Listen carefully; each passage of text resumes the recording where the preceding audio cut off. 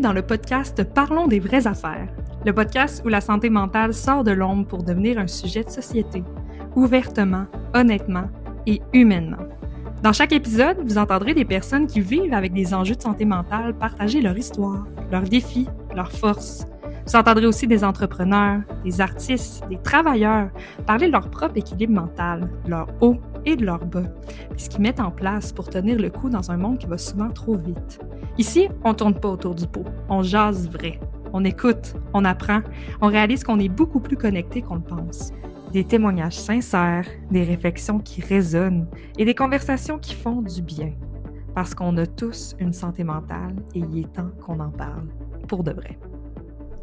Aujourd'hui, on accueille une entrepreneure, maman de 4 enfants, ayant vécu le départ de son papa par le suicide. Elle nous parlera de toutes les montagnes russes vécues durant cette épreuve difficile. Sachez que si ce sujet vous touche, n'hésitez pas à aller chercher de l'aide parce qu'en parler, ça fait vraiment la différence. Bonne écoute! Ben bonjour Kim! Allô? Comment tu vas vraiment? Très bien. Très Aujourd'hui, très bien. Bon, ben merci d'être avec nous. Ça me fait plaisir. On est très, très heureuse de te recevoir. On aimerait ça que tu nous parles un peu de toi, de ton quotidien, de ta famille. C'est qui, Kim? On veut savoir t'es qui? Kim, maman de 4 enfants, entrepreneur de 2 entreprises, travailleur autonome 100% depuis maintenant hier. Ah J'ai donné ma démission officiellement pour le 6. OK. Donc, c'est terminé. Kim, qu'est-ce qu'elle fait? Elle fait du cheerleading, elle voit ses amis, elle a toujours un mille et un projets. Pas mal ça, je pense. Cool! D'autres choses à rajouter, toi, de ce que tu vois sur les réseaux? T'aimes le country? J'aime le country. T'as une compagnie de vêtements? Oui. Western Collection, Mm-hmm. avec une de mes amies. J'ai ma petite compagnie à moi que là, tu sais, j'ai comme un peu délaissé parce que là, la vie va vite, puis 4 enfants, ça prend du temps. Ça roule. Mon chum, il est trucker, fait qu'il n'est pas toujours là. Mm-hmm. Ça peut être intense, des fois. Ouais. Je comprends ça. Dans le fond, on t'a fait venir aujourd'hui, Kim, parce que tu as vécu la perte de ton papa il y a environ 7 ans. Ouais. Puis, on veut savoir, est-ce que tu te sens prête à nous en parler un petit peu aujourd'hui? Oui, 100%. Ouais. Je te laisse nous parler un peu de ce que tu as vécu, qu'est-ce qui s'est passé, nous parler un peu. Qu'est-ce qui s'est passé? Bon, mon père, j'ai perdu mon père, je venais juste d'avoir 24 ans. Donc, le lendemain, mon père a décidé de s'enlever la vie. Mon père, ça faisait à peu près, je pense, 2 ans qu'il était en dépression, mais il était super, tu sais, il était suivi, il en parlait vraiment ouvertement, tu sais, ça avait l'air quand même d'aller bien. Jusqu'au jour où il a posé l'acte. Est-ce qu'on l'a vu venir? Non. Vraiment pas. Ben, peut-être un petit peu après le recul, mais dans le moment présent, jamais que j'aurais pensé qu'il aurait pu faire ça. Tu veux-tu savoir comment que ça s'est passé? Moi, je suis ouverte pour en parler, là. Si tu te sens ouverte, tu peux en parler. OK. Fait que, dans le fond, moi, je travaillais temps plein. Le soir, je retournais chez mes parents pour faire de l'esthétique. Mon père est en arrêt de travail. Ça faisait pas tant longtemps à ce moment-là. Puis fait que moi, le midi, j'allais dîner chez mes parents. Fait que quand je suis arrivée chez mes parents, mon père était là. Fait que j'étais comme, crime, mon père est là, tu sais, c'est cool, je rentre. Mais là, il était assis dans son fauteuil, en robe de chambre, il buvait son café. Il m'a pas dit un mot du dîner. Fait que, tu sais, moi, j'ai fait une petite affaire, là. J'ai dîné, j'ai gossé sur mon téléphone. Tu sais, j'ai dit, salut papa, bye, à tantôt, je reviens parce que j'avais mon entreprise d'esthétique à ce moment-là. Fait que je venais faire une cliente le soir. Fait que je suis partie. Puis quand je suis revenue vers 4h20, j'ai ouvert la porte, j'étais comme il y a de quoi de bizarre, là. Fait que il y avait tout fait le ménage de la maison, tout était vraiment propre. Je suis montée en haut, mon petit chien était couché dans le haut des marches, puis il bougeait pas. Puis quand je suis arrivée dans ma cuisine, j'ai vu quelque chose qui m'a fait penser que OK, là ça va pas, là, parce que moi, mon père, c'est un suicide par arme à feu. Fait que là, la balle avait percé le plancher. Mais à ce moment-là, je le savais, puis j'étais enceinte aussi, je ne l'ai pas dit, j'étais enceinte d'à peu près 23-24 semaines à ce moment-là, je pense. Fait que j'ai juste rebroussé chemin, je suis descendue en bas, puis jusqu'à j'ai vu la porte semi-ouverte, je le savais, mais tu sais, le réflexe que tu as, moi j'ai ouvert la porte, puis tout ce que j'ai vu, c'était comme... J'ai pas vu mon père. J'ai vu mon père par terre avec ses jambes, mais j'ai pas vu le haut du corps, heureusement. Mais tu sais, la pièce, je vous laisse imaginer de quoi ça ressemblait. J'essaie de parler. J'ai juste refermé la porte, je suis partie à courir. J'ai appelé les ambulances. En plus, c'était durant une tempête. Il faisait vraiment pas beau. Là, ma cliente est arrivée. Il a fallu que je dise « Hey, je peux pas te prendre, faut que tu retournes chez vous. » Mais tu sais, c'est une nouvelle cliente, je la connaissais même pas. Fait que là, tu sais, tu pleures, mais tu veux pas lui dire pourquoi, là, pour pas qu'elle... Fait que là, tu sais, elle était comme partie un peu bizarre. Je sais qu'elle est partie un peu tranquillement. Les ambulanciers sont arrivés vraiment vite. Tout de suite, ils m'ont pris en charge. Ils ont été voir en bas, ils sont remontés en haut. Ils m'ont souhaité mes condoléances là, parce qu'il n'y avait plus rien à faire. La répartitrice d'urgence, elle m'a gardé tout le long avec eux jusqu'à temps que les ambulanciers arrivent. Puis elles sont arrivées là, à leur accrocher. Après ça, l'enquêteur est arrivé. Là, j'étais comme un peu sur ce que j'ai trouvé plate. J'étais rendue sur une scène de crime.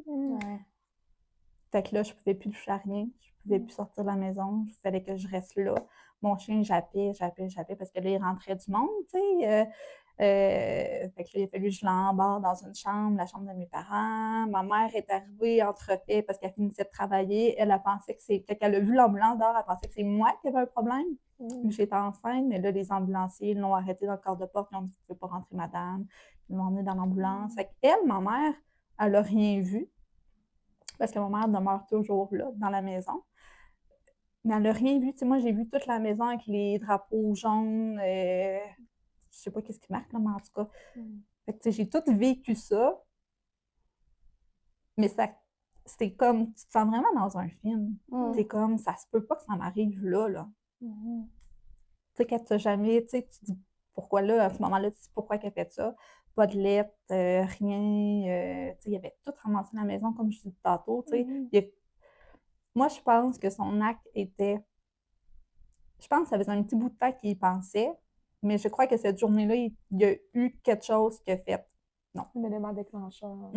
Puis toi, comment tu t'es sentie là-dedans? Parce que je trouve que c'est un peu intense, inhumain, difficile de forcer la personne à rester sur les lieux. Là. Surtout que tu venais de vivre ça, tu es sous le choc, tu es rempli d'émotions, puis tu dois rester là.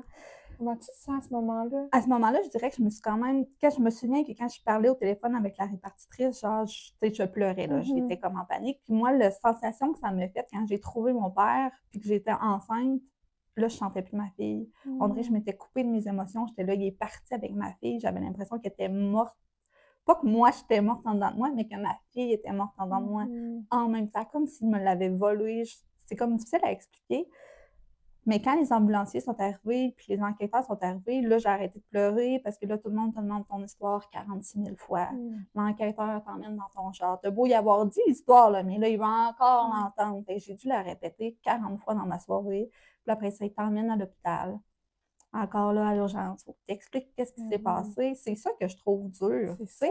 Tu le vis, puis tu trouves ça difficile, mais tu dois le raconter. Fait que tu le revis à chaque fois. C'est quelque chose, puis c'est tout frais aussi. Oui, c'est tout frais, mais tu sais, je comprends qu'ils veulent le savoir, normal, ça. Je comprends 100%, mais je te l'ai dit une fois, là, tu me dis, écoutez, pourquoi tu me reposes la question, là, encore? Mais comme tu l'as dit, c'était comme une scène de crime, puis qu'eux autres, ils n'ont pas le choix que, oui, c'est normal, là. Puis là, après ça, mettons, je t'arrivais, là, t'arrives à l'urgence, puis là, tu sais, moi, j'étais là, je sens plus ma fille, qu'est-ce qui s'est passé, tu sais, j'étais vraiment comme...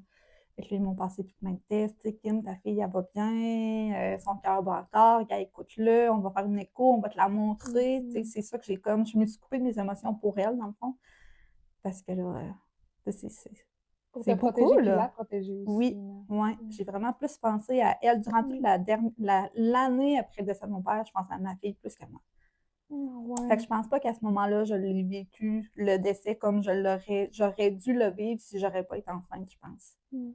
D'ailleurs, qu'est-ce qui a été le plus difficile dans les premiers temps suite au décès? Qu'est-ce qui a été le plus difficile pour toi? Hey, ce qui a été le plus difficile, c'était de vivre, parce que moi, je suis enfant unique. Fait que là, ma mère a tombé toute seule. Elle avait beaucoup de peine, tu sais, c'est normal, là. Ça faisait longtemps qu'elle était avec mon père. Fait que, tu sais, je pense que c'était d'être là pour ma mère, mais en même temps, je me suis comme peut-être délaissée dans des émotions. Puis, ce que j'ai trouvé plate aussi, c'est que tout le monde demandait « Puis Kim, comment qu'elle va ta mère? » Mais jamais « Comment qu'elle va Kim? » T'avais-tu quelqu'un qui était là pour toi dans ce moment-là? J'avais des amis en or, mes amis étaient là. J'ai appelé une de mes amies sur le moment parce que mon chien ne pouvait pas rester là. J'ai appelé une de mes amies, j'ai dit, tu sais, justement, Geneviève, j'ai dit, c'est fini. Elle était comme, ben voyons, qu'est-ce qui est fini? Je suis là, mon père s'est enlevé la vie au téléphone, là. Elle était comme, OK, on s'en vient. Fait que c'était une tempête, là. Ils sont venus chercher mon chien. Je me souviens, moi, je suis montée à l'hôpital, puis c'est elle, à 11h le soir, qui est venue me chercher à l'hôpital parce que je voulais pas retourner avec ma mère, puis ma tante, puis mon parrain, puis je voulais comme le vivre avec une amie. Elle m'a emmenée chez elle, elle a full pris bien soin de moi. Le lendemain, j'ai été avec ma famille. Eux aussi, ils ont super pris bien soin de moi. Mais là, ce que j'ai trouvé difficile aussi, c'est de le dire aux gens importants à mon père. Là, il fallait que je les appelle et je leur dise Sylvain est mort, tu sais. Ouais. Puis là, C'est à pourquoi? toi d'annoncer ça, en plus. Ouais. là. Tu sais, tout le monde était là. Mais voyons, Kim, ça se peut pas, là. Ouais. Fait que Tout de le monde a une vraiment. période de choc aussi, là, puis de déni. Là. Oui, ouais. Tu sais, le monde demande pourquoi. Mais là, tu le dis, mais là, pose pas trop de questions parce que, tu sais, surtout, c'est frais. Je pense que les proches ont été plus un peu respectueux par rapport à ça, même si moi, j'avais besoin d'en parler. Tu sais, ils m'auraient posé des questions, je leur ai dit, là. Comment je l'ai vécu, qu'est-ce que j'ai vu, qu'est-ce que... Mais les gens ne posaient pas vraiment la question. Non, je pense que c'est ça, les gens sont mal à l'aise. Ils ont peur, ouais. Puis en même temps, c'est pas tout le monde qui est ouvert d'en parler comme Non. toi. Ça, je trouve ça très beau, justement, parce que souvent, c'est un sujet qui est assez tabou, mais pourtant, on devrait tellement en parler, c'est tellement important. Ben, plus on en parle, plus on Moins sensibilise c'est les gens. Fait que... Autant des deux côtés, tu sais, j'aurais aimé ça, c'est sûr, j'aurais aimé ça que mon père soit encore là, puis qu'il aurait pu en parler de qu'est-ce que j'ai traversé, les idées noires qu'il y a eu, autant que la personne qui découvre la personne qui a posé l'acte. Oui, mais oui. Parce que tu as vécu deux choses aussi, là. De le voir et de le vivre. C'est deux choses complètement différentes. Fait que c'est comme si tu avais doublement un choc. Ça a été intense. Là. Oui, c'est ça la différence un peu avec ma mère, je pense. Oui. Qu'elle, tu sais, elle l'a pas vécu tant... Ben, elle l'a pas... Non, elle l'a pas vécu. Mais je suis contente, dans guillemets, que ce soit moi qui l'ai trouvé au lieu de ma mère. C'était quand même l'amour de sa vie, là.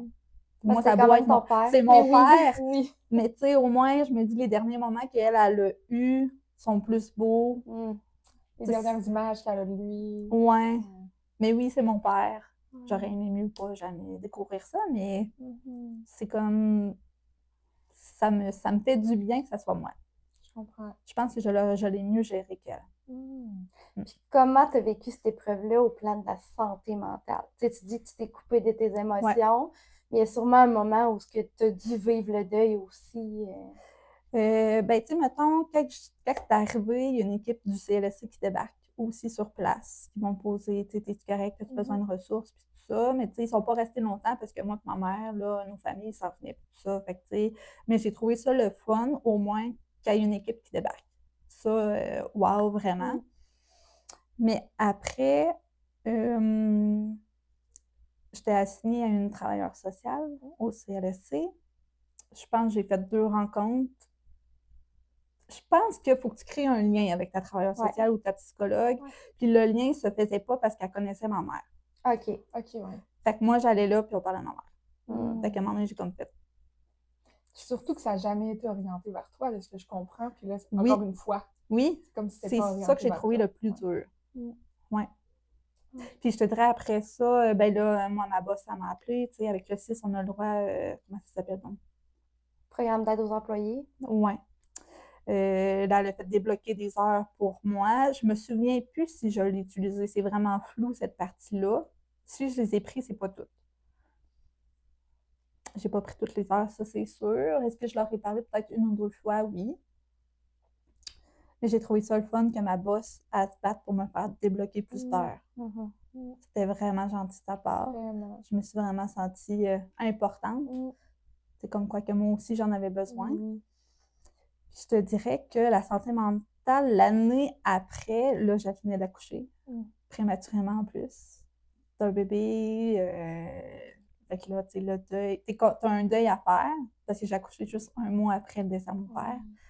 Fait que t'as un deuil à faire encore, puis t'as un nouveau-né à t'occuper. J'ai l'impression aussi qu'à ce moment-là, je me suis coupée de ma fille. J'ai pas vécu les premiers moments comme avec mes autres enfants. Après ça, c'est sûr que, tu sais, j'étais bien entourée avec mes amis. Ils me sortaient, ils venaient me chercher, ils prenaient des nouvelles. Mais dans ma tête, mettons que là, je sortais, j'allais quelque part, j'avais toujours peur de trouver quelqu'un qui s'était enlevé la vie. Ben, c'est un traumatisme, en Oui, fait, oui, là. 100%. Fait que, tu sais, moi, j'ouvrais la porte d'une salle de bain, j'avais peur de trouver quelqu'un pendu. Je pensais tout le temps. C'était dans ma tête, là, 24 heures sur 24.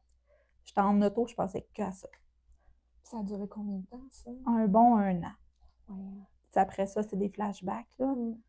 Mais la première année, je suis retournée au travail, puis j'ai accouché. Puis mon premier retour au travail, après 3 semaines, j'ai appelé mon médecin, puis je braillais ma vie. J'étais comme, je suis pas capable. J'étais encore enceinte à ce moment-là d'un autre bébé. Puis j'étais comme, je suis pas capable. Je peux pas. Il m'a mis en arrêt. Fait que j'ai vécu ma grossesse chez nous. Mais j'ai pas été chercher les ressources que j'aurais dû prendre parce que je les connaissais pas. C'est ça l'enjeu. On n'est pas Ouais. au courant vraiment des ressources qu'il y a. Mm. Mais en même temps, tu as nommé que tu étais bien entourée, tu es allée voir une travailleuse Oui. sociale. Mm. C'est déjà ça, c'est Oui. déjà des bonnes ressources, mais évidemment qu'il en existe d'autres aussi. Mm. Mais quand on vit le moment, c'est difficile aussi. Ouais. D'aller essayer de chercher des ressources quand on les connaît pas, aller sur Internet. Ou, Je pense qu'on y pense pas. non, On est tellement dans notre bulle, on dans est notre... submergé par tout ce qui se passe. Ouais. Mm. Fait qu'on y pense pas. Fait que ce serait, tu sais, justement, c'est important d'en parler. Exactement. Tu sais, les organismes, montrez-les. On veut les voir.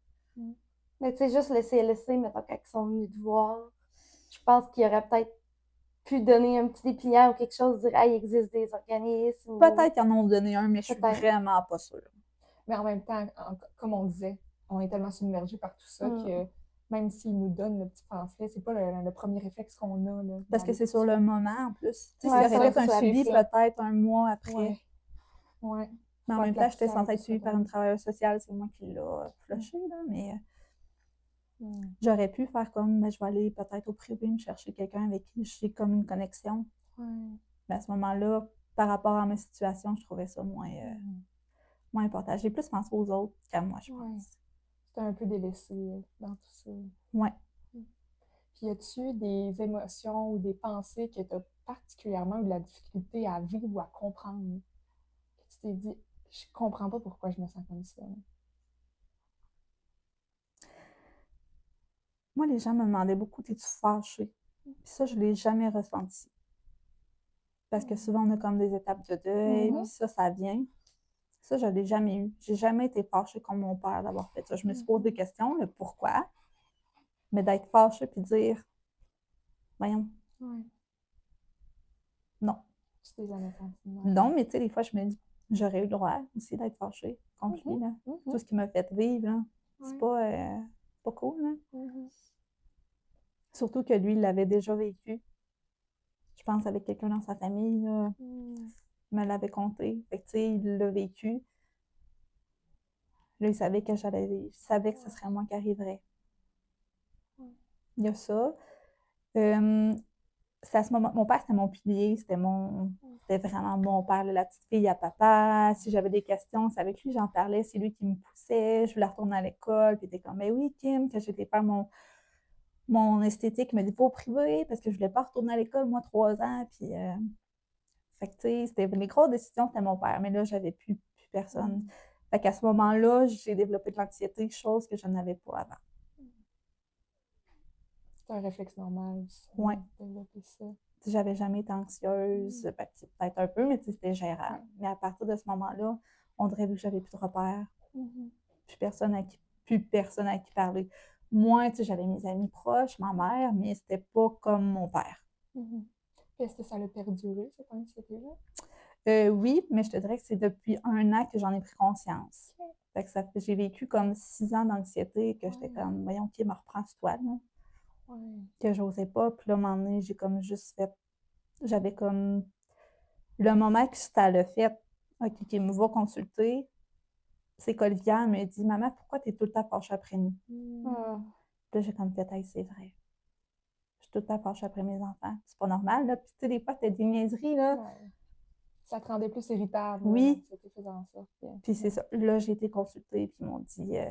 Mais autres, ils me disaient que j'étais en dépression.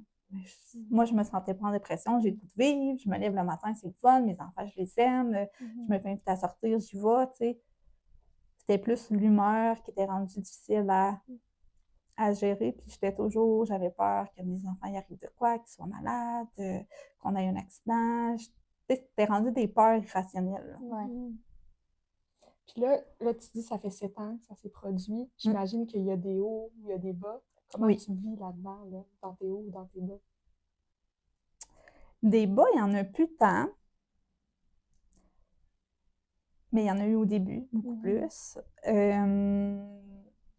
sais, mon conjoint, moi, il était troqueur, puis quand ça s'est passé, il était pas chez nous. Fait que j'étais vraiment comme toute seule. Quand c'est arrivé, durant la première année, là, je dormais la lumière allumée. Puis à un moment donné, c'était plus la lumière de la chambre, c'était la lumière du passage. Puis ça a duré quand même 1 an, je pense. S'il partait puis que j'étais réveillée, là, je pleurais, là. J'étais comme, je veux pas que tu t'en ailles, je veux pas être seule. C'est des fois avec ma fille était petite, à un moment donné, elle voulait pas boire son biberon. Puis là, faut que tu boives, tu sais, c'est l'heure. Puis là, j'avais appelé Geneviève, je pleurais. Puis j'étais comme, ma fille veut pas boire. Puis, tu sais, avec les hormones aussi, là. Ouais. Elle est arrivée chez nous, elle a pris le bébé a bu. J'étais comme, Kim, t'as les émotions comme trop. Tu sais, je comprends que j'étais en postpartum aussi, là. Mais il y a ça. Tu sais, que je pleurais toute seule, oui, c'est arrivé, mais moi, je voulais pas rester dans le questionnement. Je voulais pas toujours me demander pourquoi tu as fait ça. Il l'a eu au début, mais à un moment donné, c'était comme, tu sais, c'est plate, c'est fait. J'aurais voulu qu'il fasse pas ça, qu'il vienne me voir et qu'il me dise, hey, Kim, là, ça va pas, il faut faire de quoi, là. Tu sais, s'il m'a rappelé cet après-midi-là, le pourquoi qu'il m'a pas appelé, ça, je l'ai vécu peut-être 1 an, mais après ça, j'étais comme, tu sais, c'est pas de ta faute, là. Tu étais là pour lui, lui il a pas tendu la main, mais est-ce que j'aurais voulu qu'il tende la main? Oui, 100%. Mais je pense que pour lui, c'était tabou, encore une fois. Oui, il en parlait ouvertement de sa dépression, mais de ses idées noires, je pense que pour ça. Mais c'est ça, moi, je rencontre les gens, puis je suis comme, hey, si ça va pas, je te connais pas, là, mais si ça va pas un jour, là, tu m'appelles, là. Ça t'a sensibilisé beaucoup. Vraiment beaucoup, puis je le dis aux gens, là, je te connais pas, que tu me connaisses, tu me connais pas, ça va pas, je l'ai vécu, moi.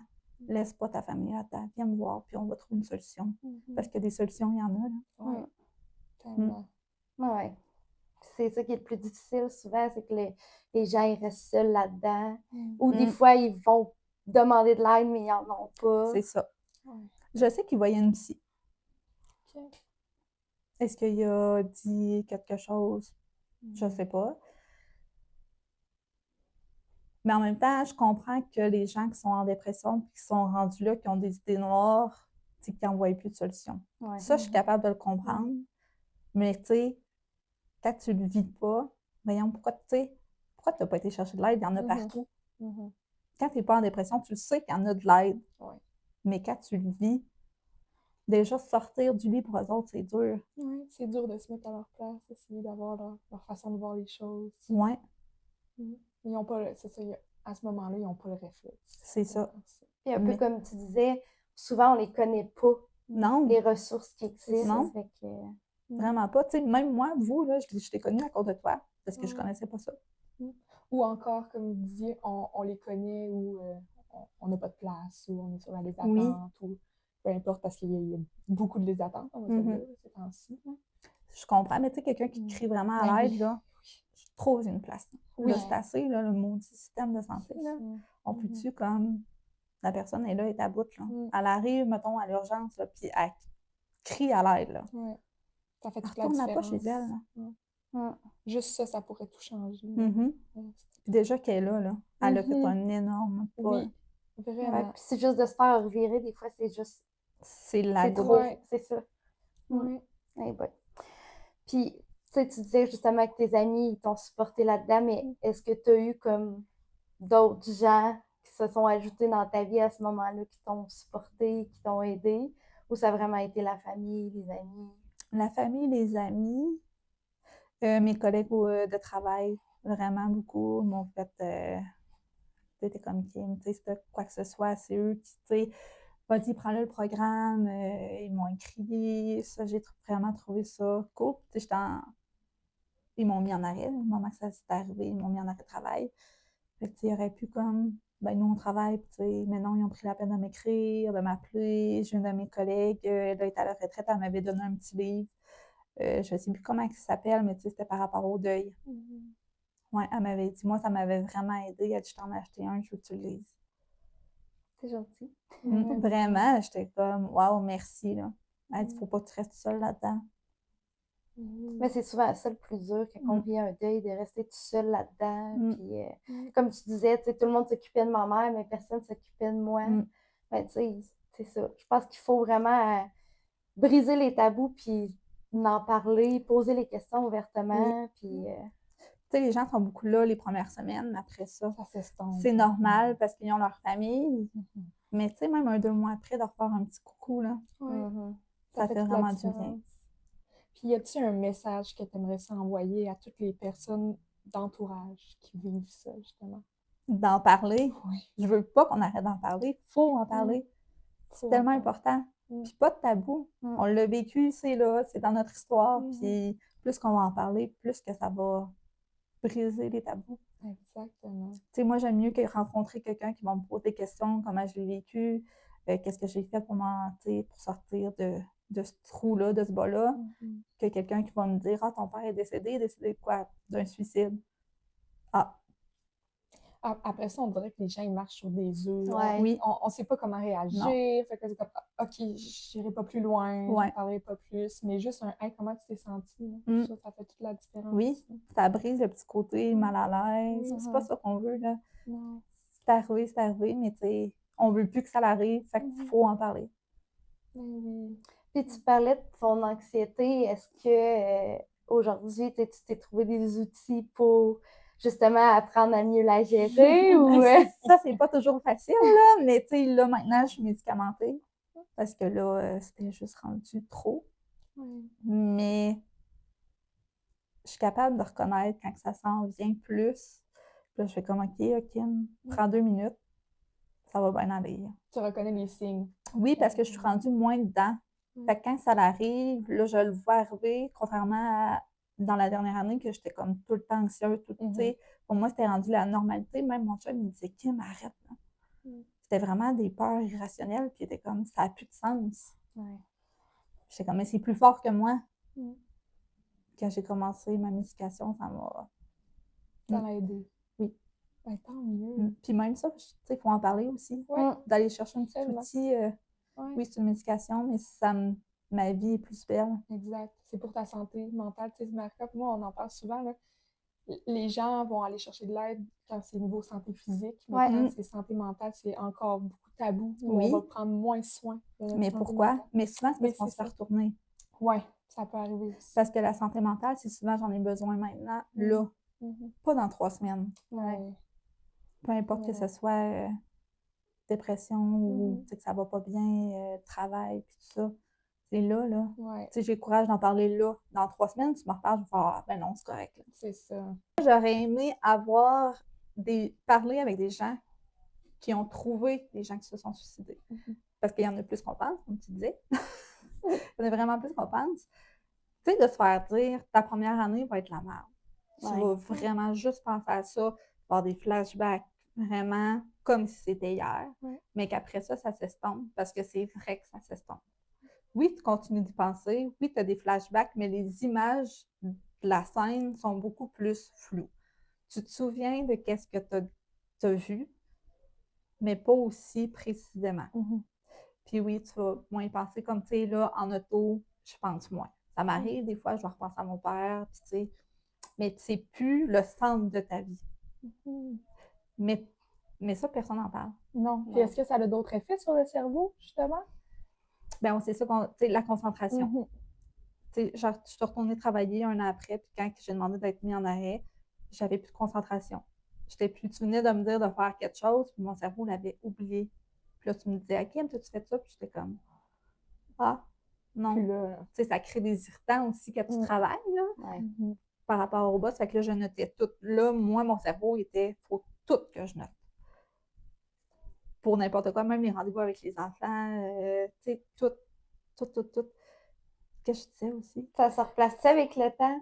La mémoire, ça se replace. Ça revient, c'est pas parfait, c'est sûr, j'ai 4 enfants. On dit c'est la ça, mémoire, c'est mais, ça. T'avais aussi ça eu l'accouchement. Tu parlais des films. Oui. Dans l'année d'après, j'écoutais un film, le film finissait, puis je savais pas c'était quoi l'histoire.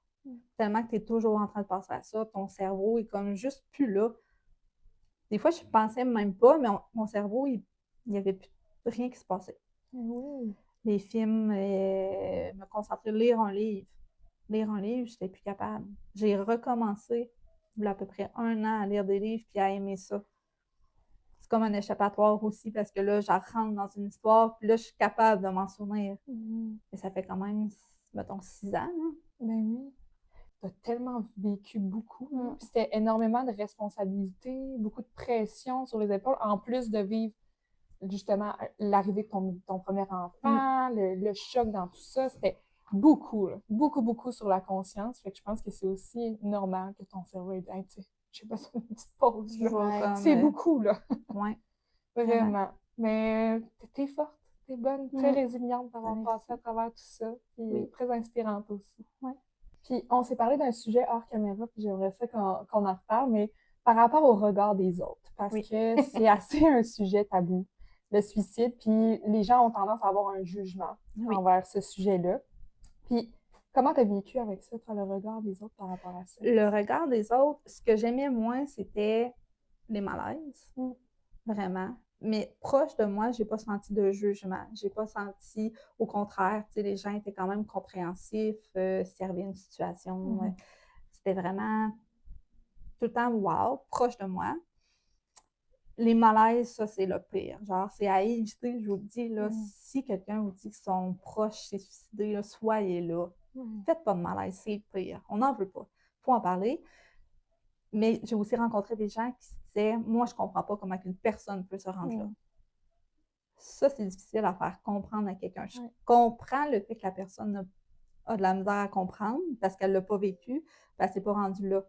Mais ça existe. Fait que de comme, tu sais, la pique de « Moi, je comprends pas pourquoi ils se sont rendus là, pourquoi ils ont fait ça, pourquoi ils ont posé le geste. » Ben, les gens aussi sont pas informés. On en parlait tantôt, là, il y a la motivation à vivre, mais il y a la souffrance puis la détresse qui est encore plus grande, mais les gens ne voient pas ça non plus. Ils sont pas conscients que la personne, elle veut vivre, mais c'est juste, elle veut alléger ses souffrances. C'est ça, leurs pensées sont tellement dans un mauvais mood, ils pensent juste à leurs problèmes. Moi, ça, je le comprends. Je sais qu'il y a des moyens pour s'en sortir. Mais c'est ça, c'est des gens qui passent comme « Mais pourquoi tu n'as pas été chercher de l'aide? » Mais c'est ça qu'on disait aussi souvent. Ils se font virer de bord. Mais c'est ça, les gens ne devraient pas juger la personne qui passe à l'acte. En fait, on vit pas, on sent pas qu'est-ce que l'autre personne vit. On sait pas à quel point son mal-être est fort. Là. Puis tu disais tantôt que t'aimais pas les malaises. Non. Mais mettons que, je sais pas moi, là, je te pose la question, tu me dis que ton père s'est suicidé. Qu'est-ce que t'aimerais que les gens disent? Tu sais, qu'est-ce que t'aimerais... Moi, c'est comme... Tu sais, mettons, moi, là, je suis une personne, puis je me dis, hey, j'arrive devant quelqu'un, puis il a vécu la même chose que toi, ben, je sais pas qu'est-ce que je dois dire. Fait que toi, qu'est-ce que tu aurais aimé entendre qu'on te dise? Qu'on s'informe, qu'on te demande comment tu vas? Oui, qu'on s'informe, comment ça va, comment je l'ai pris, est-ce que ça a été dur? Toutes les questions qu'on a parlé, dans le fond. Tu sais, juste de comme s'intéresser à l'histoire de la personne, parce que cette histoire-là est là pour toujours. On peut pas la mettre sur le tapis, là. Elle est là. Fait qu'aussi bien en parler, puis peut-être sonner des cloches.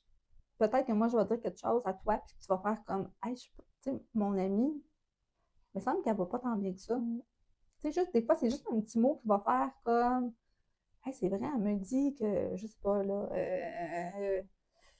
qu'elle tu sais, mettons, ton amie a dit tu penses que ça va bien avec son chum, puis qu'elle te dit ça va plus bien avec mon chum, j'ai envie de le laisser. » Mais tu sais, pose la question du pourquoi, parce que peut-être qu'il n'y a pas juste ça. Tu sais, c'est pas par rapport juste au suicide, tout ça, mais il n'y a pas juste ça, mais ça peut cacher autre chose.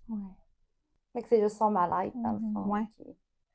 Tu sais, pose la question, au pire, elle va juste te dire, ben, j'aime mieux pas en parler. Mais peut-être qu'elle va faire, hey, enfin, quelqu'un me pose la question. Enfin, je peux tendre la main. Tu sais, on peut aussi dire, là, de comme, oh mon Dieu, je suis désolée pour toi, puis je sais pas quoi dire, puis quoi faire là-dedans. Oui, là, oui. Mais moi, je vais te répondre, hey, mais non, c'est bien correct, sois pas gênée de ça, là. Tu sais, je paraîtrai pas gênée non plus, là. Ça va être bien correct.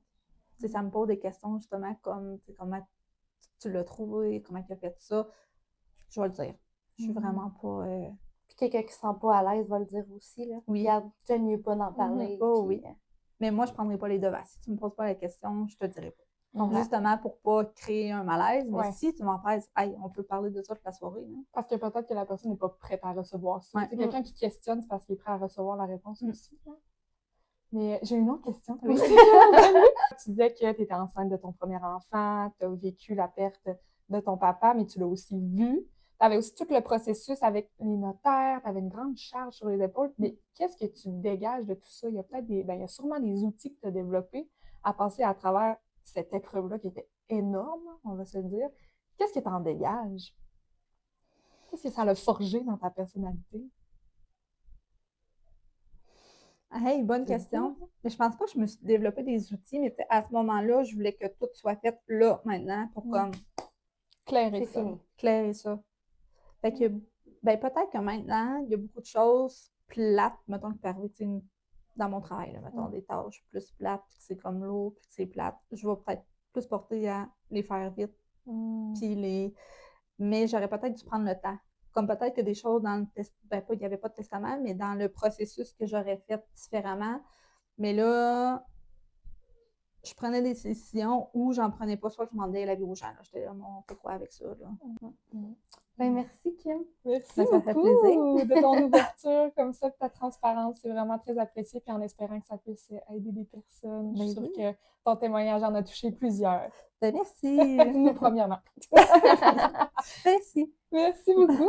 Good job. Merci d'avoir pris ce moment avec nous. Si vous avez aimé cet épisode, n'hésitez pas à vous abonner, à partager et à laisser un commentaire. Et surtout, prenez soin de vous. Parce qu'en parler, c'est déjà faire un pas vers le mieux. On se retrouve très bientôt pour d'autres vraies affaires.